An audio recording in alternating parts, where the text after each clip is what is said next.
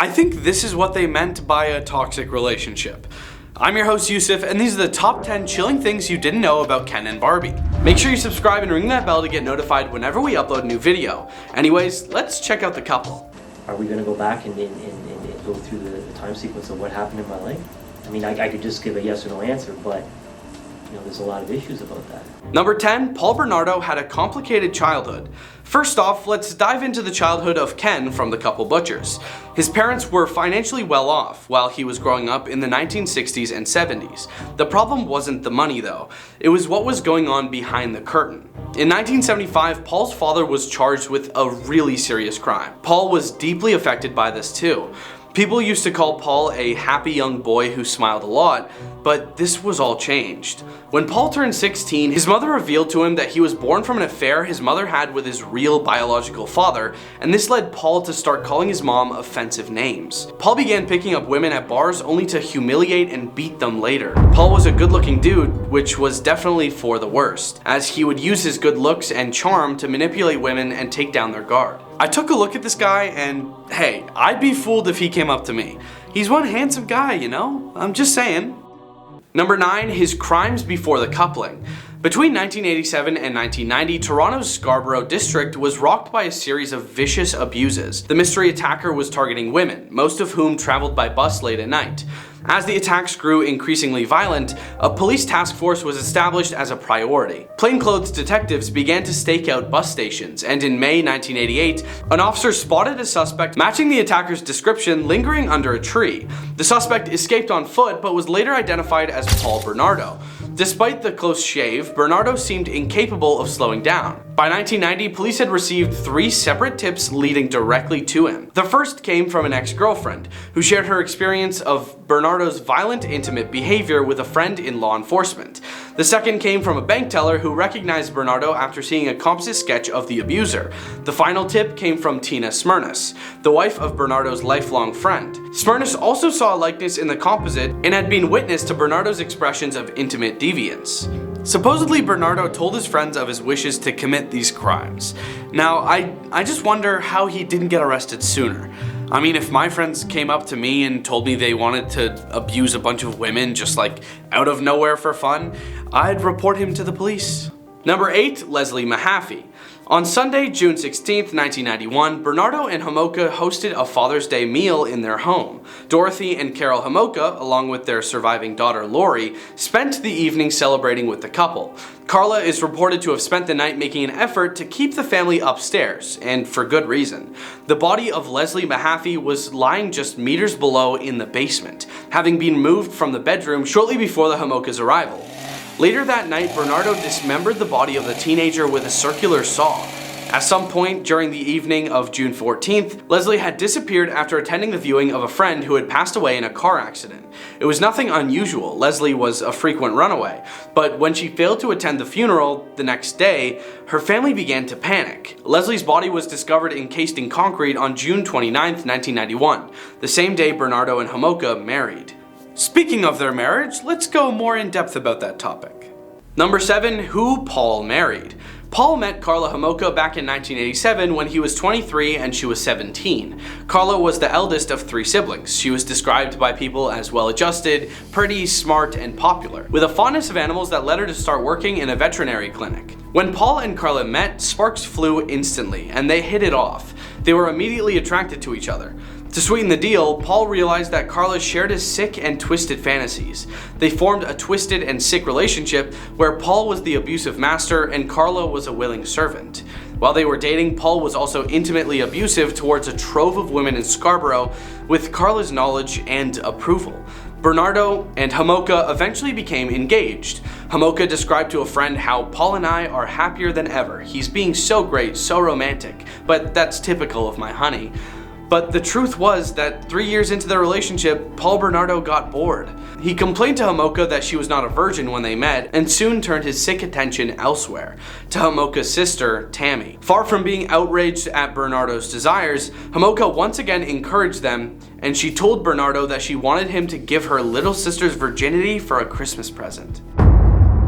Seriously, these people should have been stopped sooner. These two are such scumbags, I don't even know how to react anymore. Number 6, Tammy's execution might have been an accident. It has been largely accepted that Tammy's passing was an accident. Bernardo and Homolka had only intended to subdue and abuse their victim. However, journalist Trish Wood and numerous medical experts believe that Carla knew precisely what she was doing. She had stolen a bottle of halothane, a liquid form of anesthetic, from the veterinary clinic she worked at. As an animal health technician, Homolka had a working knowledge of halothane. She was aware that the anesthetic should be administered through a vaporizer and that animals under the substance should have a breathing tube inserted. During testimony, Carla admitted that she had done her research before subduing Tammy. She ultimately chose to use the sleeping tablet Halcyon after studying the compendium of pharmaceuticals and specialties and discovering that termination was not listed as an outcome. However, the same cannot be said of halothane. Basically, the whole thing could have been an accident, but it could just as easily have been purposeful. Number 5, their first execution. Paul and Carla ended up removing Tammy, Carla's sister. Rather than sate Paul Bernardo's appetite for blood, the execution of Tammy Lynn Homolka only increased it. In 1991, Homolka lured another teenager she had befriended at work to the home she now shared with Paul Bernardo. The couple again subdued the girl, abused her, and videotaped it. Only this time the victim survived and woke up with no memory of the horrific events. Paul Bernardo and Carla Homolka married on June 29, 1991. The very same day, a horrified couple canoeing in Lake Gibson discovered concrete blocks containing human body parts in the water.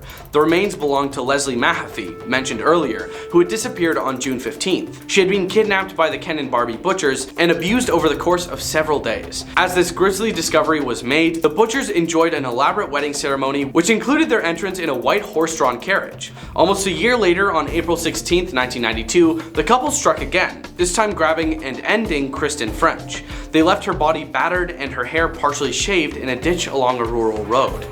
It took local law enforcement 11 whole days just to find her body.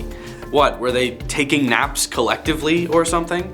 The worst part is that they were already investigating the whole situation. Number 4, their last victim left clues.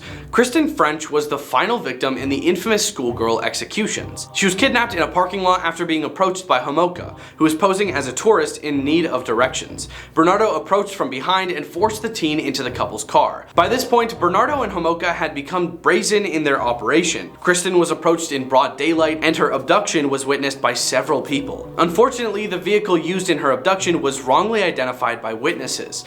Despite this, Kristen fought hard to leave a trail of clues in her wake. Her shoe was found at the scene of the abduction, along with a portion of a Toronto road map. The torn off section of the map was later forensically tested and many believe that Kristen left it behind in the struggle. Prosecutors commended French for her apparent bravery during her captivity, quoting the girl as having claimed that some things are worth passing away for, much to the frustration of Bernardo.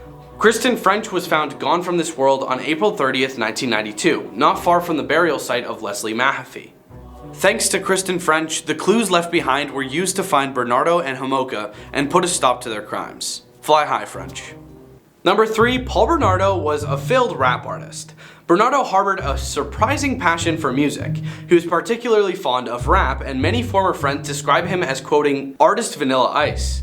Bernardo didn't just consider himself a fan. He had aspirations of pursuing a music career, going so far as to purchase recording equipment with money he made smuggling tobacco across the US border.